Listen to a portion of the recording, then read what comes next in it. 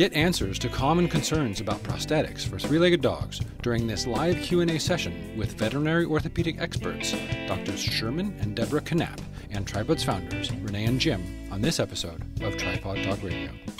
The OSM and the work that you guys put together on the webinar section of this series was incredible. There was so many questions in there that got answered that so many people facing amputation for their dogs and cats need to know. So we hope we get that word out and people can see that before they go through the surgery. Yeah, definitely before. And I just want to apologize ahead of time if we disappear like Jim just did. We're using a virtual background and we'll try not to move too much, but when we move, we disappear. But it doesn't like to focus on two people. So we're still here, even if. So we are in our virtual Tripawds headquarters. Anyone who isn't aware of Tripawds, Renee and I founded Tripawds in 2007 after our dog Jerry lost a leg to cancer. And it has grown into the largest support community for amputee pets and their people. With many free resources, we now have a Tripawds Foundation, which will help pay for amputation for people in need. And we have a rehab program that will pay for the first consultation with a certified rehab professional to consult about nutrition and weight management and all those things at tripawds.com. But we're here because of the Canapps. It's really an honor to be here with Drs. Debra and Sherman Canapp, and their credentials are so long that I have a quick cheat sheet. They are both diplomates of the American College of Veterinary Sports Medicine and Rehabilitation. Dr. Sherman is also a diplomat of the American College of Veterinary Surgeons, and together they founded Veterinary Orthopedic and Sports Medicine Group, VOSM, in Annapolis Junction, MD. Since 2005, they've been committed to providing the highest quality veterinary orthopedic surgery and rehabilitative care, and they have far too many credentials to list, so I invite anyone listening or watching to learn more at VOSM.com. Suffice it to say, they're both experts in canine orthopedics, surgery, rehab, recovery, and prosthetics. If you have questions about those things, they have the right answers. And well, we have questions. We have some questions that have been submitted. We hope to get to your questions in the chat. So Renee, did you want to kick us off? Doctors, introduce yourselves first. Actually, do you guys want to go ahead and say something? It's an honor to be here. I tell you, we you know, when you asked us to be involved in this, it was such an honor. Our daughter Allie, you know, has Armani, and Armani's a Great Dane who just overnight, you know, I hear these owners, I hear these stories where they say, you know what, I swear my dog was fine yesterday, and I woke up the next morning and there was a swelling. And I'm like, no, they must have missed this. Clearly, it's been brewing, you know, and I see the after effects. I see the radiographs. I see these dogs lame, three-legged lame. I understand what's going on as far as the pathology, but I never really understood how rapidly this entire process could occur. And Allie called me the next morning, and she's my, you know, my coordinator for clients from around the planet. And she said, you know, we see Armani all the time. He was just fine yesterday, and we rushed him in that day. And sure enough, distal tibia was swollen. I was like, you've got to be kidding me. And down by his ankle. And we took a radiograph, and there was this huge bony lesion, you know, and already showed some lytic changes. I'm like, it was like a light switch just went on. I'm like, oh my Lord, you know, so it hit home, and we had performed hundreds and hundreds and hundreds of amputations, and have done many, you know, patients with prosthesis. We published a paper on it that, you know, hopefully you guys saw the data there years ago. It was about the client's experience and looking how these dogs were doing as far as complications and outcomes. And but all of a sudden now we're in that situation, and I'm like, oh my Lord, do we do radiation? Do we do chemo? Do we do a prosthetic? Do we do, you know, an arthrodesis and try to use an implant, titanium implant? I'm sitting there going, I usually know these answers, and now I don't know. And I'm looking at Deb, and I'm like, so our thoughts were, okay, let's do exactly what we're talking about tonight, the prosthesis. And we just celebrated Armani's ninth birthday? Yeah, and 9th birthday, 1 year following the amputation and chemo. Armani, he's a huge Great Dane, huge, incredible Great Dane. And he was at the beach. We went camping with him, you know, and we're out there at the beach and this lake. And he's running around on his legs and, you know, playing. He would never know he had osteosarcoma and never know that he's been through the things he's been through. So, so it's, knock on wood, but so it hit home. So when all of a sudden, you know, you guys came to us and were like, hey, you know, here's who we are. This is what we're about. This is our mission. I was like, hell yeah, count me in. And of course, Deb's way more, you know, intelligent, beautiful, and knowledgeable in this subject than I am. So luckily, I'm just here to try to answer some of these questions, but Deb's really the brains behind it all. And so honored to be here. These questions that people have sent in, these are brilliant. You know, I was saying earlier, if I could have written questions based on my webinar, this is what I would have asked. And so, you know, and the names are here. You guys have done phenomenal as far as coming up with questions. So I'm looking forward to going through this. But all I can say is we're so honored to be here. Well, it's really our honor, and we're really glad that you were able to turn it into, you know, a CE credit type thing, and the whole webinar section was just incredible information. So about those questions. Yeah, about those questions. Well, at least once a week, somebody will ask us about a prosthesis for their tripod, and usually it's too late. So this is the kind of information that we want people to have before amputation. And these questions are just fantastic. And let's see, I'm going to start with one of our most well-known kitty members.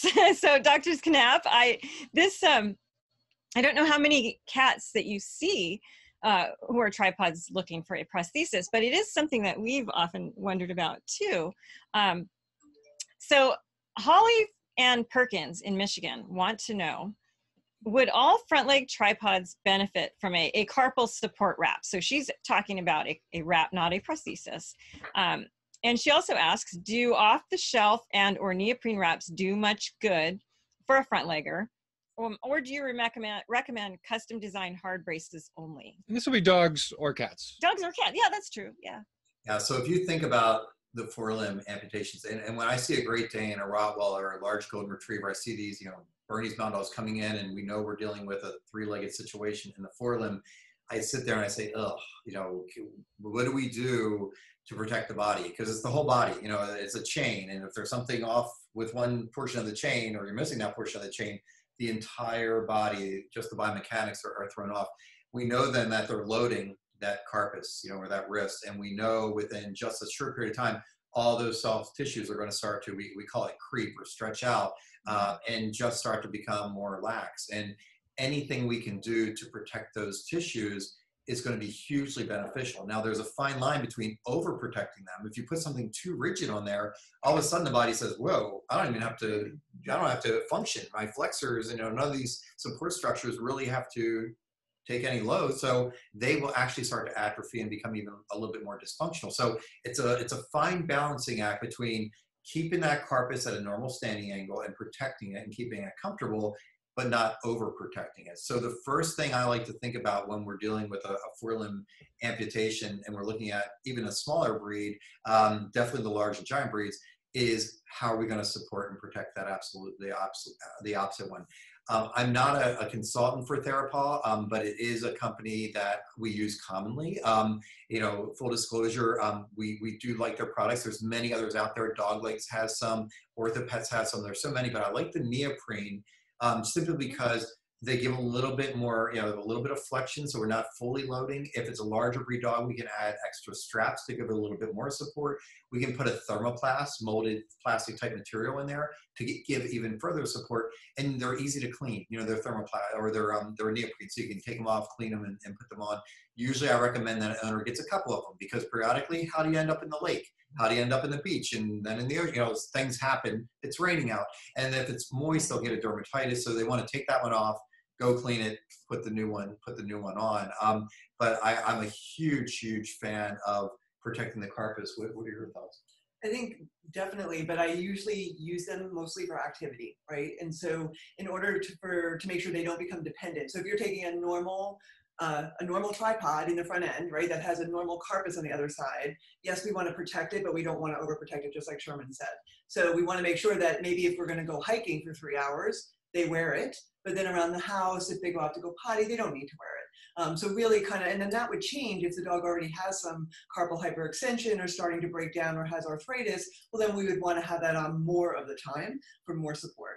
And then again, I think it's also gauged in, if you have a normal dog, you would never want to put them in a thermoplast or a rigid splint, because you would take away all of that support that's already there.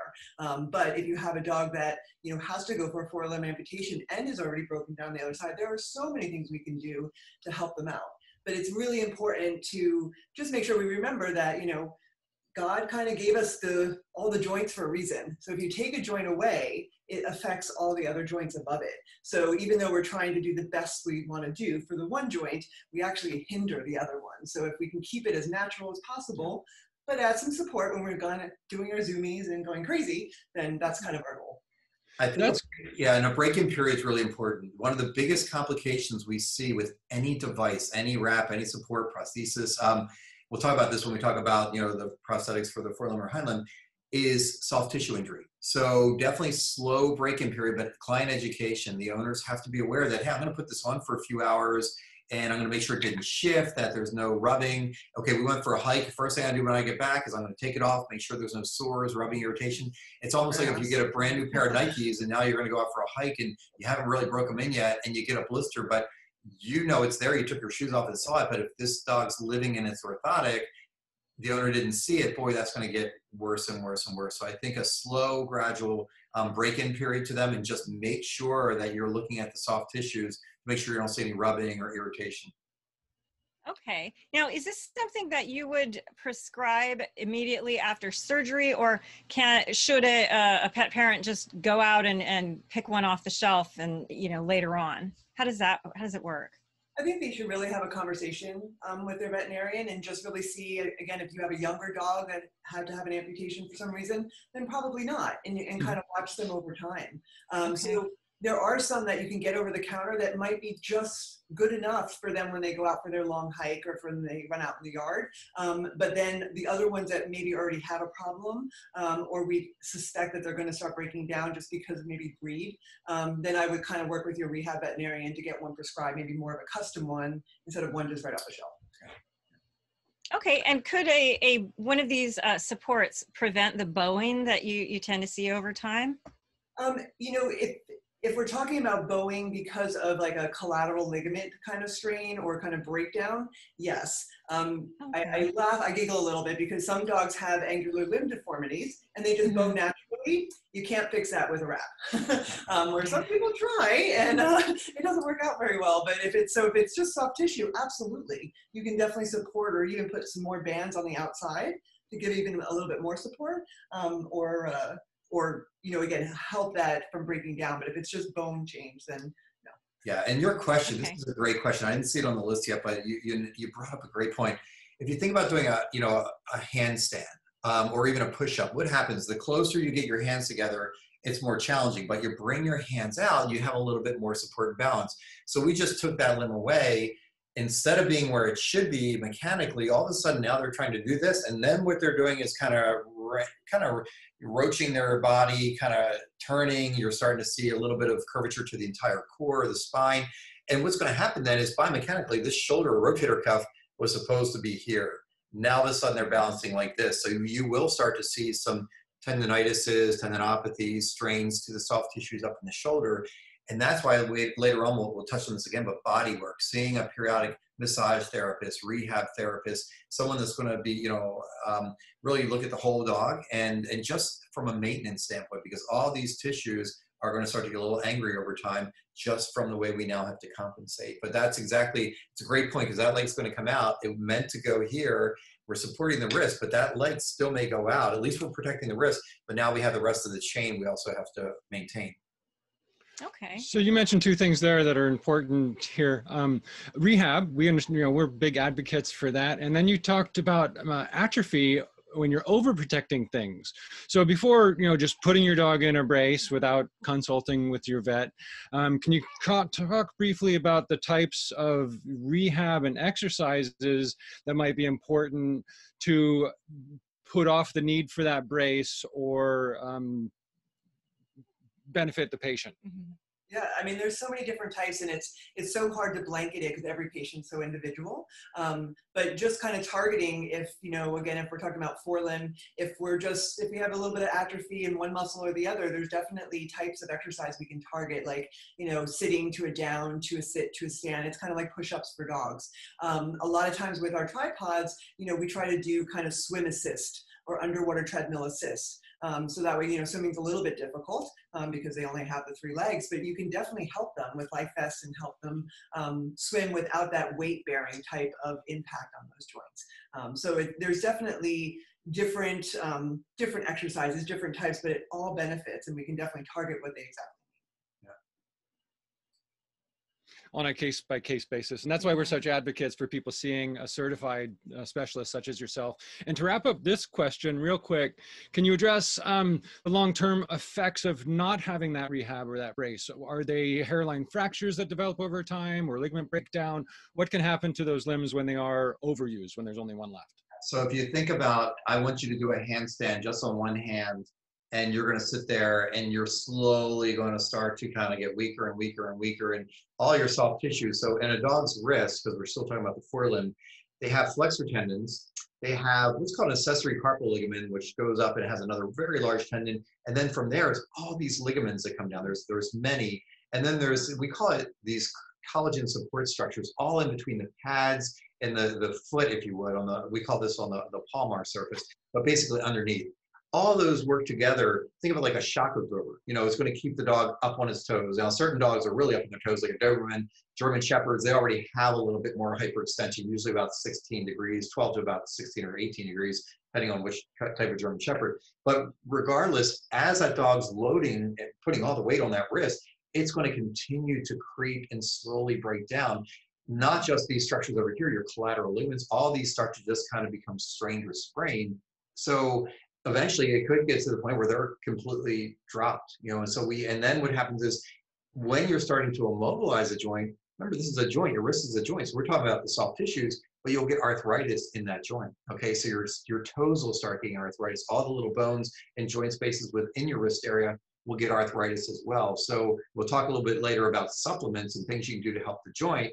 But we also have to try to protect these soft tissues just from, I'll call it stretching out, if you would, but it's really breaking down from just the weight. You know, it's supposed to be, most dogs are 60-40. Okay, so 60% of a dog's weight's up front, 40% in the back, because the chest, most of the muscle and so forth, and chest cavities up front. Well, that means it's 30-30.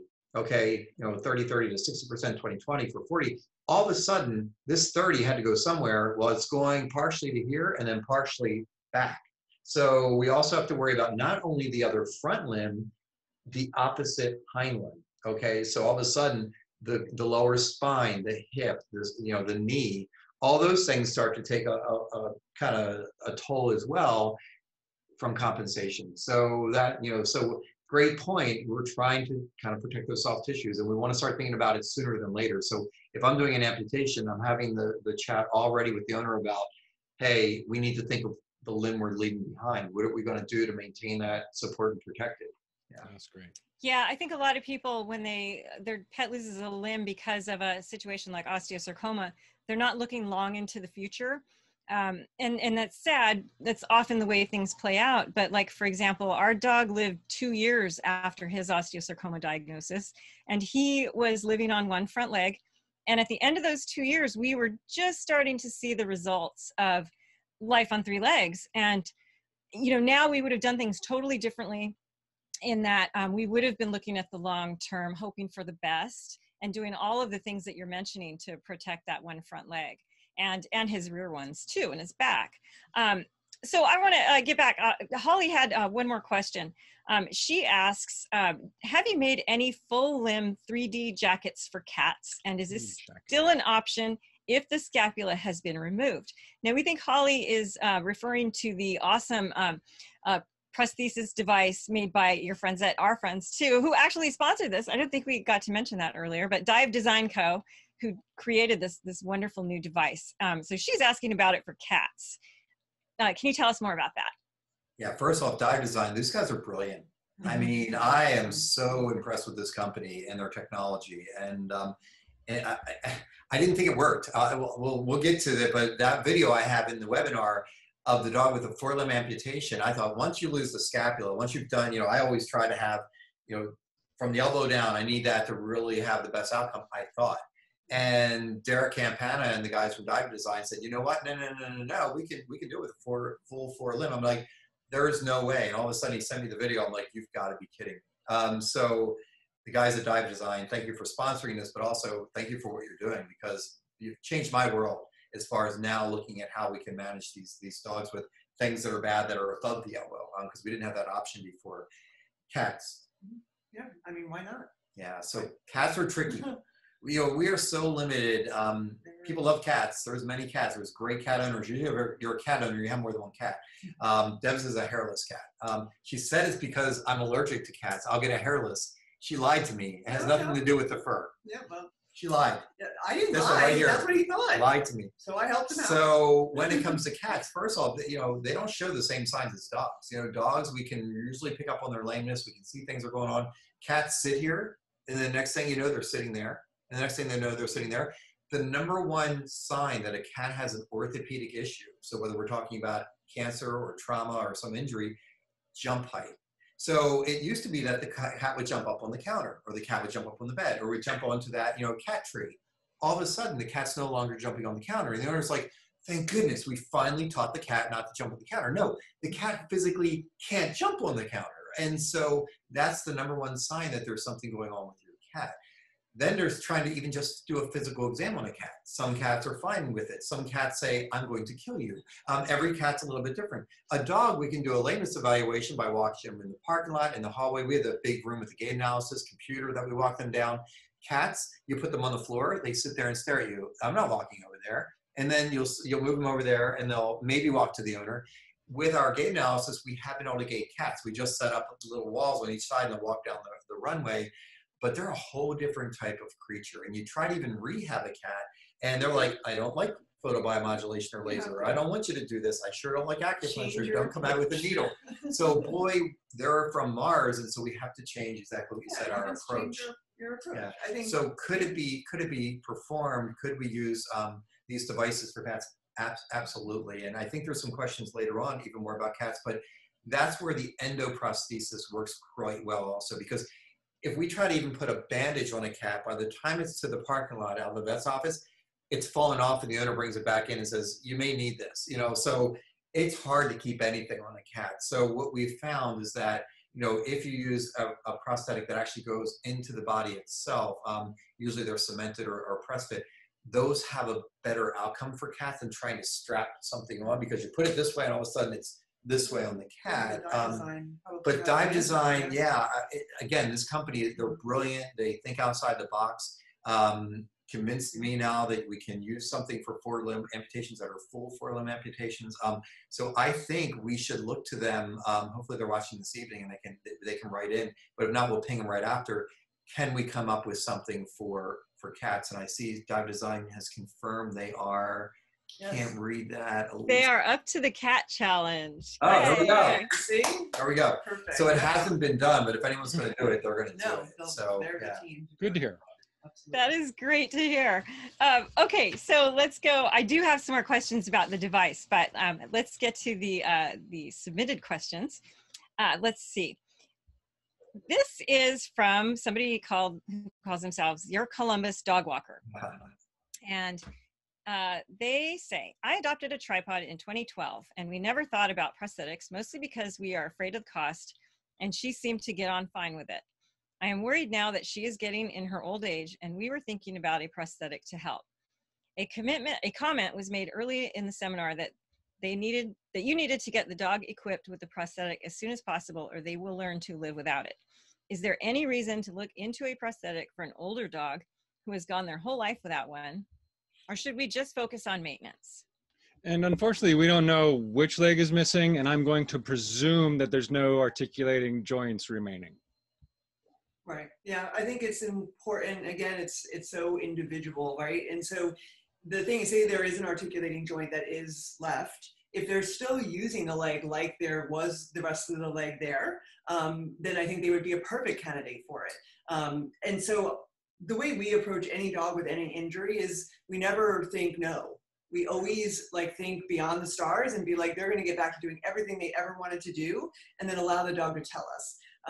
Yes, with a prosthetic, you may have to invest some money and end up with a dog that says, hell no. But I would say 9 times out of 10, you can really, as long as you take, a slow, gradual process in introducing them and have lots of positive reinforcement, 9 out of 10 dogs will use it.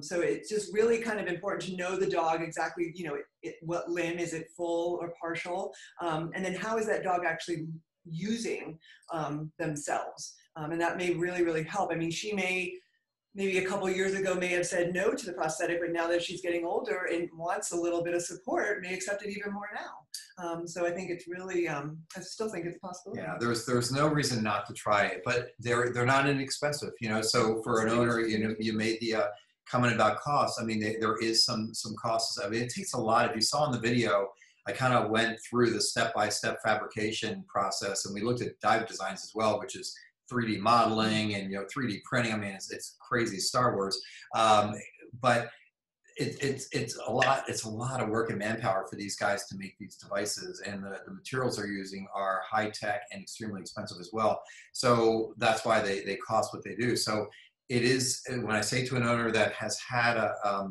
their dog or companion that's been out for a bit of time, I say, listen, there's nothing wrong with trying, but you're about to spend a certain amount of pennies to get the device. It's going to take some break-in. It's going to take some introduction. You're not just going to put it on and go hiking.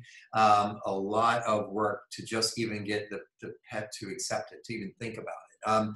And as long as you're willing to put in the man hours and put in the resources, why not? Why not? But they have to realize there are going to be some situations where, even for the acute ones, even for ones where we just did the surgery and we had everything timed and prepped and the owner's on board and they can afford it, and we put it on the limb and we're doing the rehab and the dog's like, I'll just carry it. Yeah. And they're like, this is a fun, it's a limb table, so you just never know. You don't know. And so you try, but everyone has to go in with an open mind saying, we're going to give this a go. It's a team approach, and many times, like Deb said, it's successful, but you're going to have those that it just did not work. It just did not work. So correct me if I'm wrong, but it sounds like when it comes to investing in your dog's quality of life in a tripod who's been 3-legged for a while, you might want to start with a certified rehab professional and exercises that you can do at home to strengthen those remaining limbs, and a consultation that can confirm whether or not the additional investment in a prosthetic at that point is viable or would even work. Yeah, I think there's a lot of value in that, because I think there may be some cases that it's kind of obvious that you're going to probably invest in something that's not going to work. So I think that would be a valuable first step, just to know if it is a good possibility. We still can't predict, but I can at least tell you, hey, in my experience, I don't think this dog will use one. But in my experience, this one most likely will. So I think that's valuable. Yeah. And that's why the Tripawds Foundation will pay for your first visit with any tripod if you see a certified professional, rather than turn to social media and hear people saying, oh, my dog does great, because every dog is different. And it looks like Curtis Brown is here, and the person who asked that question. And yeah, and he said it is the front left leg that is missing. I thank you for that question, Curtis. That's fantastic. I didn't know you were here. I would have called on you to ask that. But if you have another question, feel free to put that in the chat and we can get to that. In the meantime, Denise is also here. Yeah, Denise, we're going to go ahead and ask you to unmute yourself, or perhaps Elise could unmute you and we can have you ask your question live. Can you hear me now? Yeah. Yes. Yay. Okay. And there we are. Are we good? Yes. Okay. All right. I have a golden retriever. He's a big boy that will be 3 years old tomorrow, and he was born as a tripod. He's missing probably about a third of a front leg. It's just below the elbow. Okay, perfect. So my question is, and I've been on this journey with him ever since I adopted him, trying to get help. And the main reason is, just like you've discussed, protecting the rest of his body. for the long term, you know, we're really fortunate that his leg isn't because of cancer. I hope to have a long, healthy life with him. So I want to protect him. And on your videos, you mentioned the suction suspension prosthetic, and I was curious how well that stayed on and how you determine what kind of legs to use it on. Would that work on a front leg?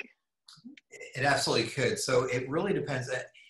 When we look at the patient, I look at the breed, I look at the size, I look at, you know, their biomechanics, their angulation of their limbs, where they're missing that portion of the limb, or where we have to, yeah. And so luckily, if you are below the elbow, we have a lot more wiggle room of working in the different types.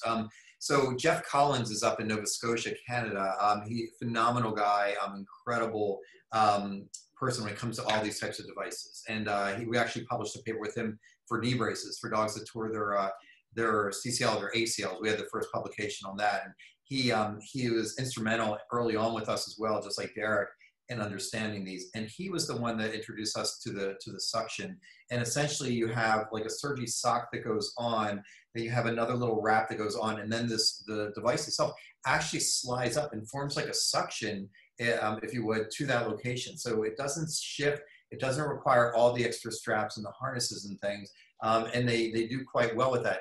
He has more of, the bottom of it's more like, instead of Derek's that you'll see that has like a rocker bottom where there's a little foot, this is a more rounded bottom. So it's a little bit different biomechanics, yeah.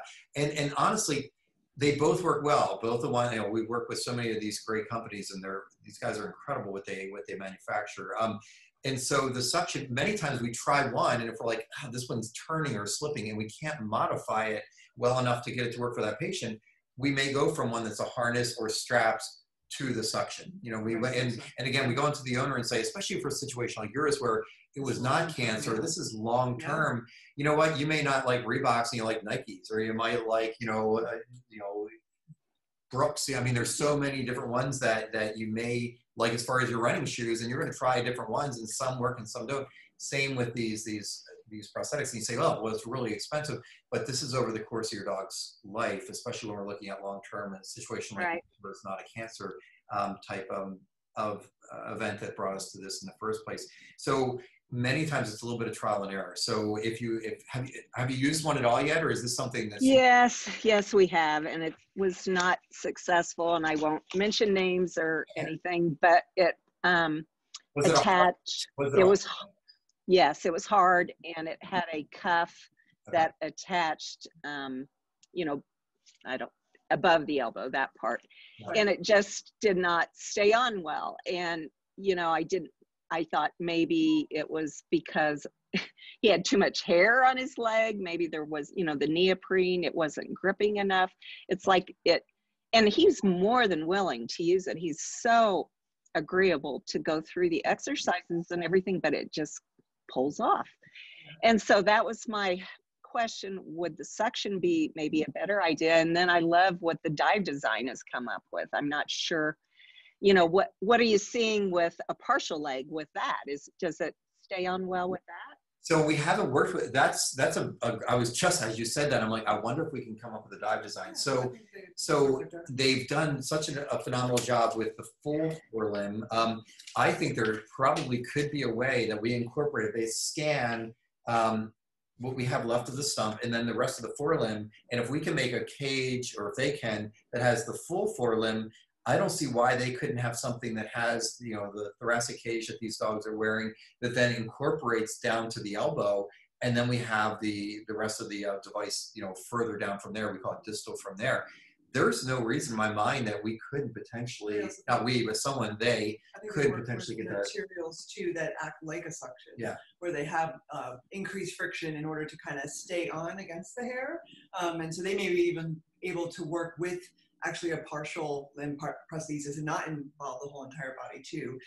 Again, I mean, they have such great open minds, and working in combination with Derek, they, you know, sky's the limit. Yeah, and then for the suction, it's worth a look into that as well. That would be, again, Jeff Collins up in Nova Scotia. It's Canine Orthotics and Prosthetics.com. And he's the one that I've used primarily with the suction type devices. With Derek, it's the others, or the dive design, or the straps, or the suspensions, or the harnesses. And but you know what? I would look into both and talk to the guys at Dive Design and with Derek, see if there's something that could be made out of 3D modeling. And if not, you definitely worth a phone call to Jeff as well. But you're lucky. I mean, if we have below the elbow, we have a lot more to work with. I never thought we had anything to work with above the elbow, but now, of course, with Dive Design, we sure do. But you're in a good situation as far as a lot to work with.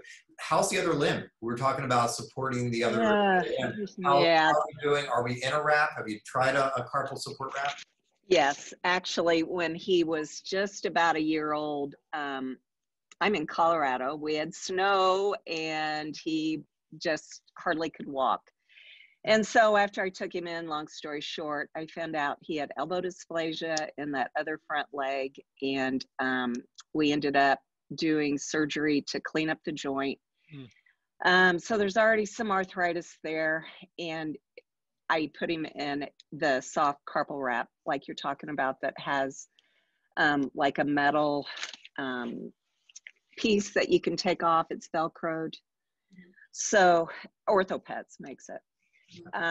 And we use it when when he's out in the snow, or if we're going for long walks or someplace where I think he'll be using it more, just exactly what you described earlier. He doesn't wear it any other time. And I do think that it's helped, but it's definitely, you know, taken a wear on that leg, and it bows a little bit, but he now is moving that leg more towards the center of his body for, you know, support, which I guess is also normal. So you were mentioning bands and so forth earlier with exercises. I'm wondering if maybe that's something I ought to start working on a little bit. I'm not sure. You sure could. Now, when you talk about the metal portion, is it like a hinge that's there, or describe that a little bit more? No, it's it comes off, and it is the length of the wrap on the outside. No, I think it's on the outside, and it's maybe a half an inch wide. Okay. And so instead of it being like a completely soft wrap, it makes it a little more rigid. Okay, but there's still a little give. There's still a little, yes, yeah, yes, gotcha. Yeah. It goes up. It goes up just below his elbow. Okay. Okay. Do you think that's the right thing for him to be using? I mean, and my question was, you mentioned that he had elbow dysplasia and arthritis, but does he have any problems in his carpus right now? No. Yeah, so then I would be careful, because when you take away the movement of the carpus, you overload the elbow and the shoulder. I know you were mentioning that with the scapula. So you have all good intentions of trying to protect the carpus. I worry about the way his elbow is. If it already has, you know, some dysplasia and some arthritis, that may be impacting it a little bit more, especially with the rigid part of it. Yeah, I want, especially if there's nothing really wrong with the carpus and we're not fully dropping, I like just a lighter neoprene, you know, and so the lighter neoprene, not something so hard and rigid, because they'll have a little bit more range of motion and give, which is also going to strengthen those structures. So I would probably look at just the lighter neoprene with the little straps. For the elbow, what are you doing for the elbow to manage that? Are we doing joint supplements? Are we doing injections periodically, photobiomodulation? No. The only thing I'm doing right now is Dosequin and fish oil. That's the only thing I'm doing, and Rimadyl is needed, but not, I don't give it to him all the time because it worries me. The Dasquin product, that's the Ferrari of supplements, the Dasquin with MSM, your omega-3s, the Dasquin Advance, 1-TDC, which is another great anti-inflammatory holistic for the joints, Myos, which you probably saw on the webinar to keep their muscle mass up and supported. And then in the joint, if you and I had arthritis, say it's our knee, which is, you know, similar to their elbow, right? Then, which, well, we have knees and they have knees, but their elbows get arthritis similar to what our knees would get. Injections into the joint are something that can be very beneficial as well. If you think about it, people get injections in their knees all the time. Horses do as well. And there's quite a bit of holistic kind of conservative things you can inject into that elbow if it's periodically having some flares or some issues. Everything from hyaluronic acid, which is a joint lubricant, platelet-rich plasma, which is just a blood sample, spin it down, inject it, it's anti-inflammatory, all the way up to things like stem cells. So it's quite a bit of things that will help just kind of maintain that elbow, because we want to keep that elbow as happy as we can. Elbow dysplasia is horrible for dogs. It's the most common cause of furlough lameness in dogs worldwide. And it's a challenge. We don't have total elbow replacement, so we have to medically manage these. Scoping was the right thing to do initially as well. And yeah, so you're doing the right things there, but I would definitely think about a lighter wrap maybe for the wrist. And if the elbow is periodically flaring or acting up, think of your local rehab vet specialist, surgeon, someone that deals with sports medicine, to maybe deal with some injections into the elbow to calm it down. So the hyaluronic acid is an injection. Is that what you would recommend? It is. Yeah. It's a little injection into the elbow. It's very safe. It'll last for months and months and months, and then it wears off. PRP lasts a little bit longer. Stem cells are going to last the longest. But again, that's, you know, I would try first something very simple like HA or PRP. Okay. And you mentioned the other supplements, and I was going to ask you about that. Are all of those necessary, or how do you determine, like the, was it the myos, however you say that? That one sound interesting. I don't know. I'm going to let Deb answer this, but I also, you know, I'm not going to, you know, plug anything, but Deb just did a huge webinar 2 hours that you can find on our Canapp Sports Med website, and also on Clean Run's educational platform. I'll at least put the link. It's a 2-hour webinar on every single supplement you could possibly give for your dog, with the data that supports it, either from human, equine, canine, peer-reviewed literature. So it's not this anecdotal kind of subjective stuff. And it goes through the biochemistry, how it affects the dog, which ones you should use at which time of your dog's life. Right. And so this would be something that anyone watching this, if you want to learn more about overall holistic health and supplements for your dog, I think at least just put the webinar link. Please feel free. Now I'm going to shut up and let Deb answer your question. So do you have 2 hours? No, I'm just kidding. So, get a glass of wine and just sit back and get, yeah. I base the seminar on what my dog is on, what I choose, because I'm very particular about it. I also believe in holistic type of medicine, where I really want to try my supplements because I don't like the non-steroidals. I don't like using them just frivolously. I like to use them when needed. But I like to really support the dog. So I don't have to give that until, like, you know, very isolated incidences. But you are starting exactly what I would recommend. So the Dasaquin, I like Dasaquin Advanced because I like the turmeric and the boswellia, the additions there to help with anti-inflammatory properties in the joint. So I use Dasaquin Advanced and then the Well-Actin or the omega-3. So I use those two plus the addition of 1-TDC as my 3 bases of joint supplements for dogs that are very, very active, or say tripods, or dogs that have had an injury. And then I add on to that. So I do really like the myos. My dog is on it because she has really bad shoulders. And so it's hard to keep up her muscle mass well. So for tripods, again, depending on how they're getting along, myos is wonderful because it really keeps that support for the joints. So for it's the muscles, for the soft tissues. Well, yes, which supports the joints. Yes. Yes. That's what I meant. I was like, the muscles that support the joint, yeah. So again, because if you get some atrophy, then the joints break down, and that's when you get, you know, pain and discomfort. So I do think that's important, but, you know, I also have gradually added on to my daily routine with my dog as I saw the need that for hers kind of expanded. So again, I started off with my 3 supplements when she was a year old, and then I've kind of added in the myos. I've actually added in some green lip muscle supplements. I've, you know, added in CBD oil, which I can't talk about, but yes, got my own pet. Yeah, so as she's needed some more and more, I've kind of added them on throughout the years. But I think you have a great basis. I would add the 1-TDC because I like that combination. I think we grab it from all different kind of approaches to make a really nice basis. Yeah, but if you do have time, Deb's webinar on this gets really down into the data and down into how it works and which ones work for which dogs and why. So feel free to check that out as well. Okay, I will. Thank you so much. That's great information. You know, we're paying almost $80 a bag for dog food, and then you start adding all these supplements, and it's like, you know, is it all really necessary? How much? I want to do what's most beneficial, but like I said, I'm I'm in the long term, hopefully, with this guy. So I want to prevent problems. I don't want to just treat him, you know. No, I think you're doing it awesome. You have a great basis. And again, I think you can just expand as he needs from there. Agreed. Absolutely. And thank you for your question, Denise. Yeah, Denise, you led us right into that question we had about supplements. So I really appreciate that. Definitely on the right. A lot of the supplements Dr. Canapp mentioned, we used on our own tripod.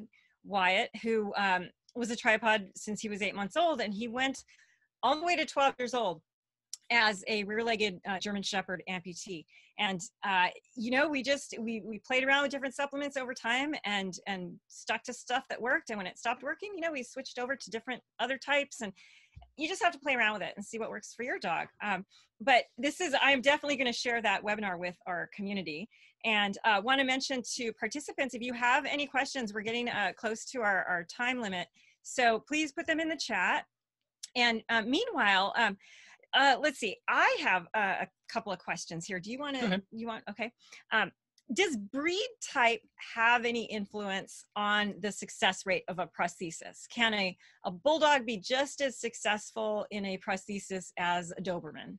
Or a long body, like a Corgi or a Dachshund yeah. versus a boxer with a big chest, or tall dogs?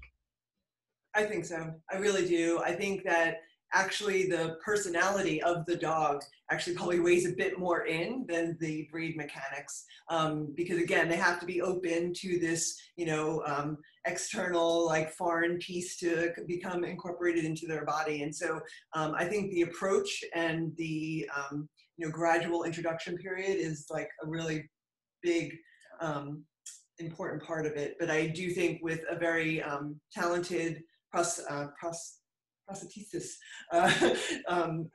they can make anything work, honestly. I mean, I've seen bulldogs, like English bulldogs with prosthetics, and I'm like, are you kidding me? And then I've seen, like, you know, a lab refuse to use it. So, you know, it's something that I'm always open. I would talk to the prosthetist first also and get their experience and thoughts on it. What I tend to find is the smaller and squishier and more, we call it brachycephalic, turned in, turned out, angular limb deformity kind of, you know, that's more challenging. You know, give me a lab, give me a Great Dane, give me a Doberman, give me the Bernese Mountain Dog. And then as we shrink down to the Bulldogs, they are more challenging. The Corgis are starting to become more challenging. A Dachshund becomes really, you know, so can it be done? Absolutely. But we also go into it with the owners, you know, with them realizing, listen, this could be a little bit more challenging. We're going to give it a go. I always also like to reach out to the person creating your device in advance, take pictures, videos. Hey, here's what we have coming up your way. Let me help you to help us. You know, right? You know, should I attempt this differently as far as the surgical approach? Should I cast mold this differently to send to you? You know, reach out in advance, especially if you know that you have the time. Now, sometimes you don't. It just showed up last night. It's osteosarcoma. We're moving quick. Still, you can make that phone call or contact them. Hey, we want to do this procedure. Anything we should do differently, you know, and you can get your ducks in a row pretty quickly. There was a question on the sheet that kind of goes on to that, but it was a question about how the incision will not heal. And I think it's really important to talk with your surgeon and to know their experience, right? Because, like, Sherman has done a lot of amputation and he knows not to put the incision on the bottom part of the leftover limb, right? So that way, when they go into their device, that incision's on the inside, so it's not going to rub. And so, and again, it might be a mistake of somebody being naive or not knowing or not having a lot of experience in amputations, but the people that do will make a world of difference because they, you know, will have such a better time with adding in that prosthetic. It was interesting, in the webinar, you saw Ebony. So Ebony was the dog, the older Labrador Retriever, had a huge mass on the distal extremity around the wrist, carpus. And that was one of my first cases. I was like, oh, scared the bejesus out of me. I'm like, I got to get margins. This dog had orthopedic issues everywhere, you know, hip dysplasia, some elbow arthritis. And I was like, I've got to help this dog to the best of my ability. And if you looked, I made a mention of this in the webinar, my incision was horrible. It was right over the end of the stump. And luckily, no dehiscence. It didn't break down. It didn't drain. It didn't get infected. But it was, novice mistake early on. Luckily, turned out okay. But reading as many papers as I can in the human literature and what they do in humans, you have to do a different flap. You have to do a different surgical approach to protect that stump to the best of your ability, and also protect it from swelling, because you got to get this thing casted and the device on, in my mind, as quickly as possible. And if there's a lot of swelling, drainage, or infection, or it's opening up, that just keeps setting you back. So I think surgical planning is important. And if it's a surgeon that hasn't done this before, have them reach out to somebody that has. We do telemedicine. We train surgeons around the world, and we're in the OR with them virtually while they're doing their procedure. So if they read the paper we published on this, it goes into a bit of the surgical approach. If they're still not sure, we can have eyes in the sky when they're actually doing the procedure. So it's all about preparation and planning. Yeah. Just ask it. Okay. So we do have a question from Brittany. Renee. Okay, let's see. I'll go ahead and ask it. And then Brittany, if you want to go ahead and chat live, we can go ahead and unmute you. Brittany is asking, how do you feel about arthrodesis for a rear leg tripod with arthritis in the remaining rear leg tarsus? Boy, that's just like our Wyatt.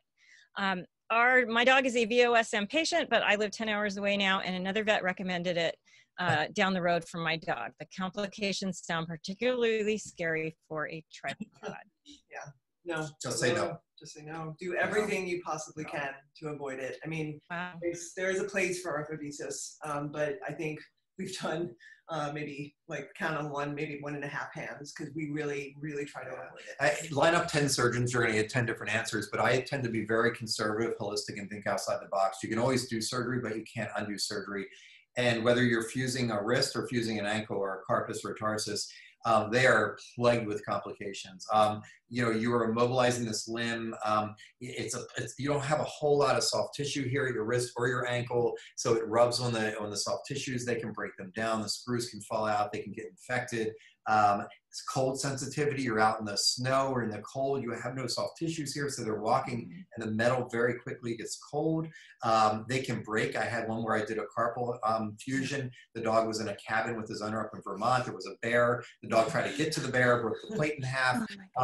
Things can happen. There are so many great orthopedic devices now, these support wraps and hinged wraps and braces and things, that if it was my own dog, I would try 19 different ones of those before I would ever throw a plate in my dog's ankle or wrist. I just won't do them anymore. I won't. I've seen so many complications, and not necessarily my complication. I don't want to say, oh, I'm a horrible surgeon. I see, we all have them. I've had mine. Everybody. When you do these also, again, you're putting metal in these swells, so they need to be ready to have leeches available, because if you have too much swelling in the wrist, it's like a tourniquet. All of a sudden, you can lose toes. You can have We've had to adopt out our leeches because we don't need to use them anymore because we've had so many. So the bottom line is, I'm not a big fan. Now, the surgeon she's probably chatting with is probably a huge fan. He's going to say, I've done 1 million of these. They do great. I just would rather go with an orthotic, some sort of device that gives some support but doesn't fully lock out the ankle. Because it's like a spinal fusion. You fuse here, we have domino effect. All of a sudden you have an issue here. You fuse here, domino effect. Same with fusions in the back. Spinal surgeons are so quick to fuse on the human side, where you could have had just as good an outcome with PT. So I would rather this person, and thank you for being a VOSM patient, I would rather you try a bunch of different support wraps before you think about a fusion. Great. Thank you for that advice. He does have a soft orthopet as well as a soft Tripawd and a hard shell orthopet that he uses for swimming. And he does great in both of those.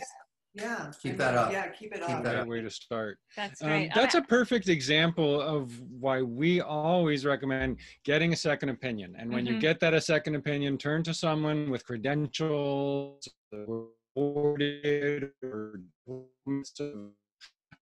that they're working on, and get that second opinion. And third.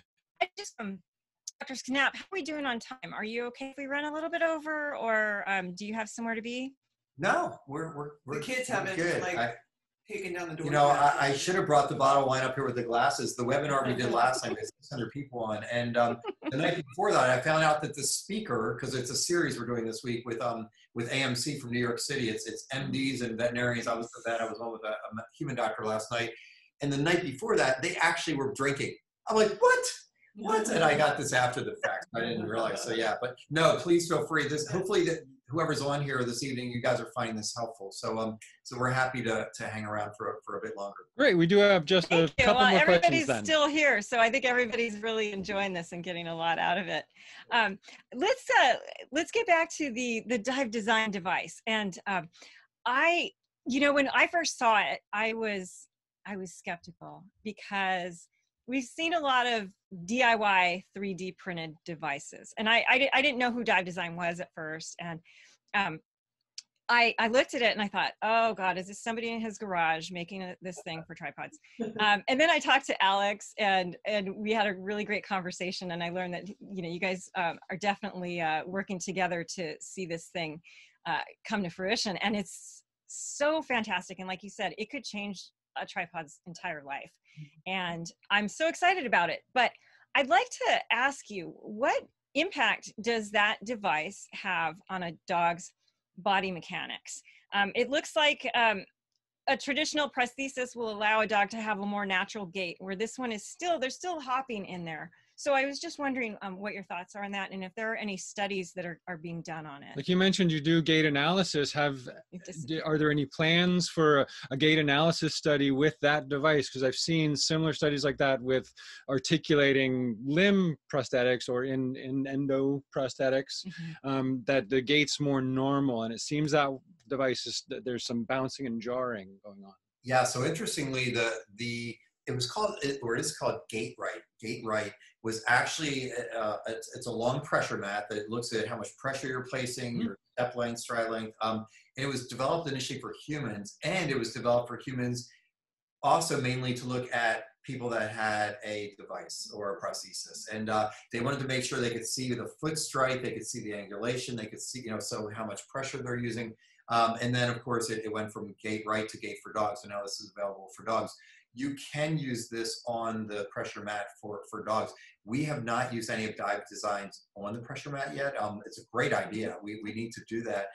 So to answer your question, biomechanically, this is such a new device that we don't have the data that we have with the other types of orthopedic devices where we have long-term data, years and years and years. I mean, that video of Ebony, that was, boy, oh boy, when we first created VOSM, which was 2005, 2006. So that was 15 years ago, was my first case. And so we've gone a long way since Ebony. So if we can get some of the Dive Designs prostheses that are on dogs and get them into VOSM to actually do gait analysis, we could do a prospective study looking at how these dogs are using it, because we just don't have that data yet. It's such a new device. We've seen the Gait Lab at Colorado State University, who just installed a new, longer, wider mat, and they've expressed interest in getting those kind of devices in there. So Dive Designs, and we'd just love to see those get out into some of those universities. Very exciting, and if you need people and pets in your study, we know how to find them for you. So yeah, that's super exciting. Now, I understand they're also looking at a rear-legged 3D printed device too for tripods like our Wyatt, who had a mid-femoral amputation and had no other joints left to attach something to. So that would be really cool. Yeah, that's needed. That is really, really, the forelimb's a little easier. Hind limb, that starts, how do we keep that on the body? How do they go potty? And that becomes an even greater challenge. Again, if I have the knee down that I'm working with, much easier than all of a sudden if we're losing that portion. So I know Dive Design is actively working on that, and we desperately need that. Yeah, I know that it could have changed the life of our dog Wyatt. I mean, and our first tripod too. I love the direction that prosthetics are going in. This is so exciting for three-legged animals. So for now, the hind limb, just to bring that point up, yeah, I'm glad you did. The forelimb, we worry about the wrist, right, and the elbow and the rotator cuff. The opposite side, the hind limb, we worry about that knee, okay? What's the most common cause of forelimb lameness in dogs is elbow arthritis. most common cause of hind limb lameness in dogs is they tear their CCL or their ACL. And so we're dealing with a case right now. The owners from Vermont, incredible owners. Actually, they have a house here and a house in Vermont. And Maggie is missing, a hind limb and from trauma. And she's a golden retriever, and she's placing all this weight on the opposite side. She's getting lower lumbar issues from kind of trying to curve when she's walking, but her knee is getting more and more arthritic and breaking down. So now for her, we've actually placed her in a knee brace. So we're trying to protect that knee because, again, trying to do knee surgery, ACL surgery on a three-legged dog, we're trying to avoid that if we can. So we're maintaining with rehab, injections, knee brace. But yeah, so that's the thing we're talking about, the opposite leg that we need a prosthesis for, but remember that the other knee, we got to protect that. Good to know. Now, this is something that I've been wondering a lot. If you start a dog young with a prosthesis and you're good about rehab and your supplements and you're doing everything you can a prosthesis extend the life expectancy of a three-legged dog or cat if they choose to wear a prosthesis? Meaning, will it last the lifetime? Well, will it help a dog or a cat live longer? Will we lost our dog at 12 years old, and I keep thinking, God, if he had just had some kind of device that would have kept him from his tarsus just like disintegrated. I mean, it was so arthritic, and I just wonder if he could have lived longer if the right prosthesis was available for him. And do you see that in the future as a possibility? I mean, again, I want to say yes, but I also don't want you to think that you did something wrong, because that's not it either. Oh, thank you. So I do think that prosthetics will help them be more balanced, and then with being more balanced, there's less inflammation, and with less inflammation, you're more healthy. And so yes, I do think that if you can do that, that is the best route to go. But sometimes situations don't allow that, and you can just only do the best that you can. But anytime that we can get them using all four limbs simultaneously, if it's a prosthetic and three other ones or not, that's the best approach. Yeah, I think it's all about body awareness and body health. And while we may not say, oh, we're going to gain 2 or 3 more years, we're going to have 2 or 3 more functional years, okay? And supporting the whole body through supplements and the prosthesis and home exercises and massage. I think you guys saw the massage one that was on there that Allie was using on Armani. That's brand new. That's just launching. In fact, the company doesn't even have a website yet. I mean, this company, it's called Pawwave. It's incredible. And I don't know why we didn't think of this for dogs sooner. But it's like the massage guns that people use and for trigger points and pain and spasms. And you get a lot of that if you're three-legged, because you're trying to balance and move in ways that dogs don't normally have to do. So you're constantly having trigger points and discomfort in certain areas of your body. So anything we can do to make them feel more functional and comfortable is going to be beneficial. So I think, like Deb said, we may not get them the 3 more years because of the fact that we put this on, but those 3 more years that they have are going to be way, hopefully, more functional and comfortable. I think you nailed it there, and it really brings up what we're always talking about, which is quality of life versus quantity of life. I mean, regardless of the lifespan, you want all the as high quality as possible. And long ago, years ago, we interviewed orthopeds, and the owner said something that has always stuck with me. And he said, yes, tripods are awesome, but with the proper devices, we can help them be more awesome. So thank you, doctors, for the work you're doing. And I wonder if we are through with our questions. I think we are good with our questions. If there's anyone still in the chat that has a quick question that we could ask, we'll go ahead and address that. In the meantime, doctors, can you remind our listeners where they can find out all this wonderful information about what you're doing and your educational programs? Yeah, so our educational program, where this came from, we have a few little companies. We have VOSM that we're co-founders. We have Orthobiologic Innovations, which Elise on here is our project manager. That's our research development company. It's translational. So we take products from human medicine and bring them to veterinary. We take products from veterinary, bring them to human. It can be biologics, devices, implants, different types of things like this. We're talking about support wraps or orthotics. So that's that one. Then we have a nonprofit called Project Go. It's a funding center for dogs, rescues, exotics, wildlife sanctuaries. And our new one that we have, we launched, we swear we did not plant COVID, but we launched it the day that they were saying everything should be virtual education, telemedicine, telehealth. We've been building it, in the background because our VOSMs in Finland, Australia, Seattle, we can't be at all those places. So we needed a way to do teletraining, telemedicine, telehealth. So we've been doing this for years and years and years. And we finally decided to launch an actual platform to help owners like we're doing today. It's all about education and awareness so that we could be there. If they had a case, their own pet, that they weren't quite sure what to do, they had some diagnostics performed, but they didn't know the best thing to do, or they didn't know what diagnostics to have performed, or what options are out there, and they wanted education. CanappSportsMed.com allows for those types of things. For veterinarians, we're like, I'd love to learn how to do the surgery for this, but I'm in Nova Scotia and I'm not here. I'm in South Africa. Well, we can easily get on through telemedicine, through different software programs that are available from human medicine we've brought to veterinary, and we can actually be in the surgery with them and walk them through it. Or maybe they just want us to look at an MRI or a CT or the X-rays of the dog and say, hey, you know what? This would be a good option for this patient that you're maintaining. Then we thought, right now there's no exhibit halls, no conferences in person are happening. So all these companies that have wonderful products, supplements, devices, have no way of getting these products out. So we created a products page, one for owners, one for veterinarians, of things that we either use clinically or that we believe in. And so we only put products on there, devices, instruments. The paw wave will be on there very soon. That's the massage therapy one that you saw in the video. So only things that we're using in our own patients at home or in our clinic.